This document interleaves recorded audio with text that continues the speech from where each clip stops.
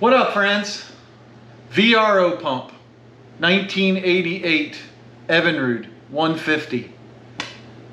Pretty much all the 4 cylinders and the 6 cylinders for many years this is going to be kind of applicable to all of them, with the exception of you're either going to need a double fuel pump or a single. So my VRO pump I unhooked 10 or 12 years ago because I didn't trust it. So I pre-mixed my fuel 50-1. There's a million videos out there that show you how to unhook your VRO. It's so easy. Unhook the oil supply, pull the plug, start pre-mixing your fuel 50-1. And you have to every time because the VRO pump is dead. Throw the oil tank away, get rid of it, use that for space. All right, so I did that 10 years ago. And then lately I've noticed that the Battle Axe, she wants to go lean on me every now and then. I'll hear it, like it's running out of fuel. Well, I looked at it and there's a crack in the VRO housing, which you'll see, because the VRO pump acts as a fuel pump and an oil pump. So if you get rid of your VRO pump or something happens to it, you have to put a fuel pump on there. So what I did was I looked up VRO pump just to see. It was $700. Well, the Battle Axe I'm not going to spend $700 on. So I typed in VRO conversion.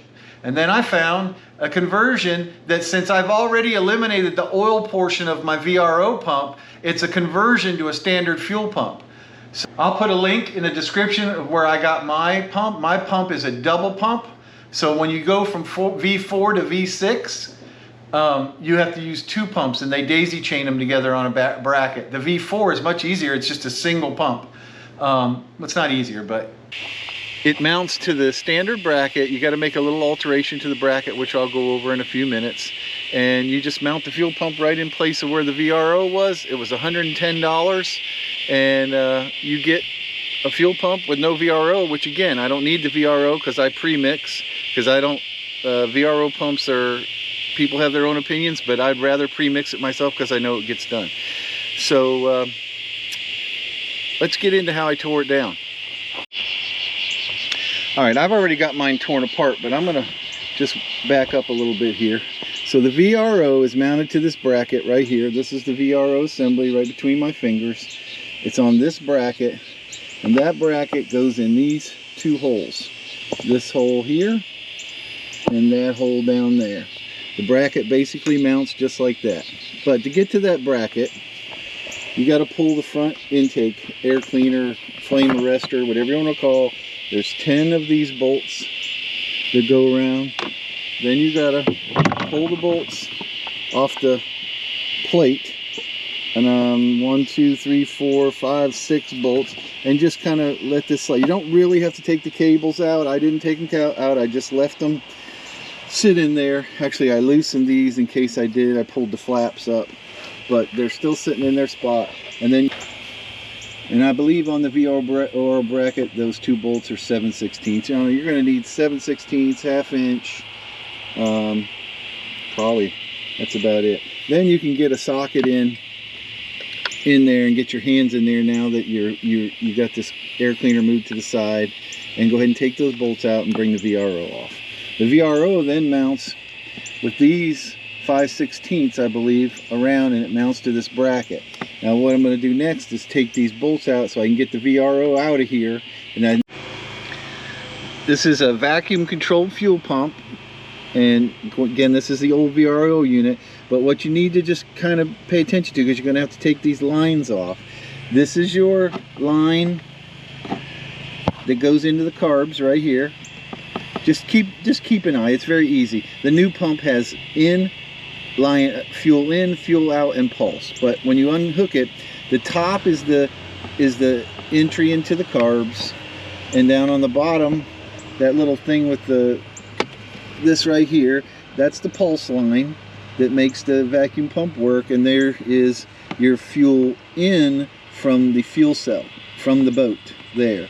And this is the out going to the carburetors here. That's all you need to know. So I'm going to connect them and pull the pump off, and then we'll get back to it. I need to take this bracket, cut it, modify it in the shed, which we'll go look at, and then we'll come back here and we'll mount the new pump.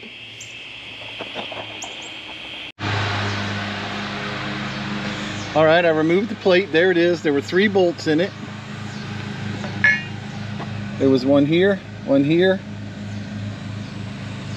and one down here. I just cut this line off the top. I'm going to remove these lines. Your plug for your VRO comes down here, and follow this line from the VRO down where it plugs in. I've already taken mine off years ago and taped it up to disable the VRO. Again, the VRO assembly is also the fuel pump. That's why I'm doing this, because, well, number one, it's leaking, but the VRO is a combination fuel pump and oil pump. I'm going to cut these other lines off because the new kit comes with new lines, and then I'll get back to work. Alright, the VRO assembly's off. Now, you'll see what I was talking about. So here's the carb line that comes down here and comes up. So that's fuel into the carbs, which will be out of the fuel pump. Here's the fuel coming in from the gas tank. It actually goes down and curves around. I have a filter down in there, but this is it. And then this is your pulse line right here, which is the vacuum pulse to the new pump you're going to hook up. Pretty simple. Now you can see on this VRO pump, see where that's nice and white right there? That's where that crack is, and that's from the gas coming out, the cool gas hitting the air, and it actually turns the plastic white.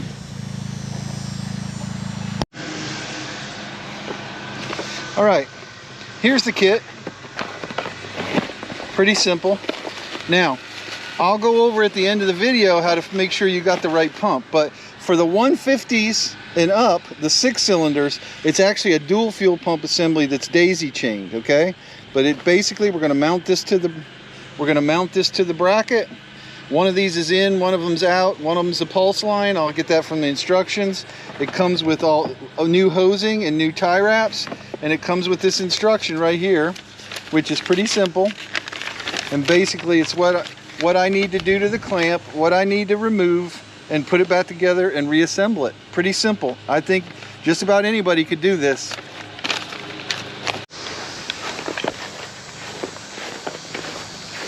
All right, I'm going to do this work in my shed, so I'm going to have to do a voiceover because I run my shed with a compressor because I haven't got with the generator because I haven't got power to it yet. But basically, I reckon you could do this with the hacksaw if you wanted. I don't know when I get in there. I might just use my grinder and make it quick, but I think you could do it with a hacksaw. All right, here we go. The directions show cutting this notch out right here and mounting the fuel pump. I realized real quick, my bracket don't look like that bracket, which is probably, there's several different brackets to mount them on.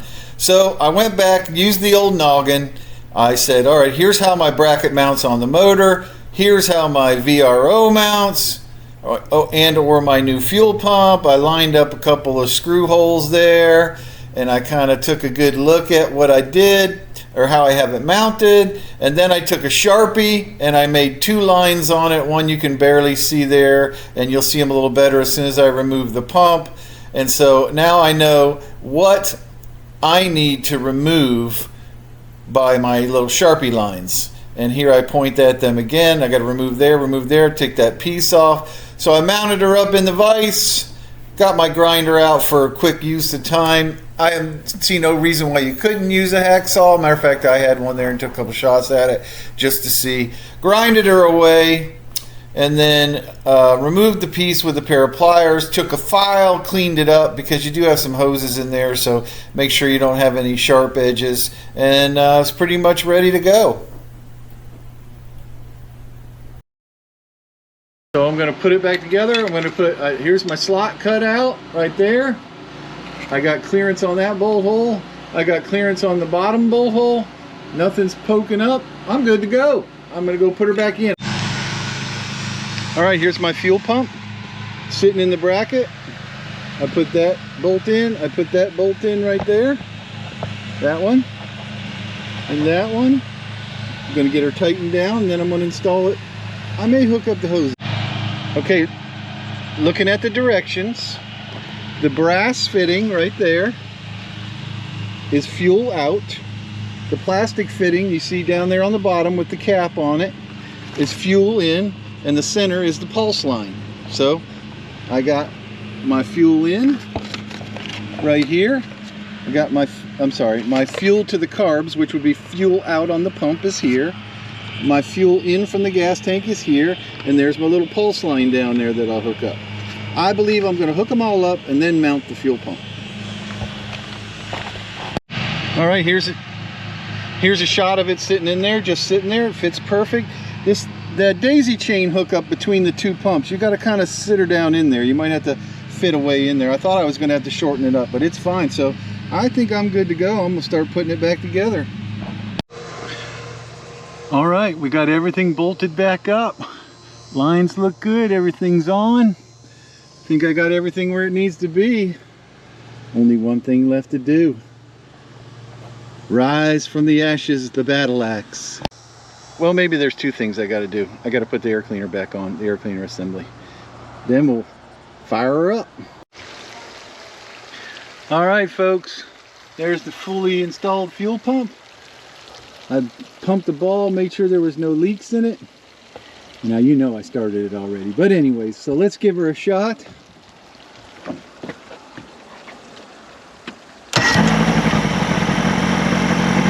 Battle axe has risen from the ashes. Man, that thing runs 5 times better than it did. I should have done this 10 years ago.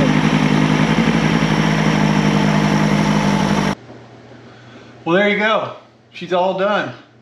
I tell you, these early model 4-cylinder, mine's a 6-cylinder, but these earlier model Johnsons, you know, I don't know, 85 to into the 90s, they're just so easy to work on. And so I love mine. I just bought 2 more. I just bought 2 91s on an auction, and I'm gonna go get those pretty soon. So I'll have one for this new one for the battle axe, and one for parts, which is really good. So let's talk about how to find your VRO conversion.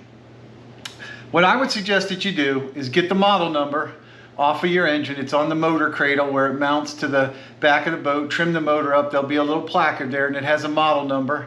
Get that model number. Then you can do one of 2 things. There's 2 websites that I use, Crowley Marine, and the other is Marine Parts Source. Both of these, if you plug in the model number of your engine, it'll come up with a schematic, right? It'll come up with all the things. Usually the very last schematic you see is the VRO. It'll say VRO. And then go in and find the model number of the part number of the VRO pump. And if it's like, mine was like 5022743 or something like that. When you have that number, then you can find the conversion. Then simply go to Amazon, type in VRO conversion and your part number of your VRO pump, and there'll be a slew of conversions that come up. So here's the key. You're probably gonna have to modify your bracket like I modified mine, because you know they just put different brackets. That's easy. But you either have, if you have a 4-cylinder, 90 degree is what these older engines are, then you're going to take a single fuel pump. But if mine is, the battle axe is a 150, so it takes a double fuel pump assembly. That's really the thing you need to look at, and you'll see it in the photos. But yeah, go on to either Crowley or Marine Parts Source. Go find the schematic for your model number of your outboard. Type that into Crowley or Marine Parts Source. Find the part number of your complete VRO pump, then go to Amazon, type in VRO conversion and that part number, and you'll come up and get it for $100 or less. Mine was 110. I'll put mine in the link. Mine happens to be a 1981 Evinrude F150, and I'll put mine in the description below. But really, that's about it. It's not hard. Mechanically, on a scale of 1 to 10, I'd give it a 5. You got to figure out how to reroute your hoses a little bit. You got to, you know, play around a little bit. But if you're slightly mechanical, then you won't. If you can change a radiator hose, you can do this. That's probably about where I would put it. So, hey, thanks for watching. I hope I helped explain it, because I couldn't really find a really couldn't find a video that explained it very well from beginning to end, like how to find your model number, where to find the pump, blah, blah, blah, blah, blah, blah. Again, after you do this conversion, don't forget you have to pre-mix your gas 50 to 1. That's a pint to 6 gallons. Don't forget that. Please like, subscribe, share, follow, tell your friends. I'm going to go out and probably make a shrimping video this afternoon in the battle axe now that I got her fixed. And really want to thank y'all, and I hope I helped you. And Y'all take care.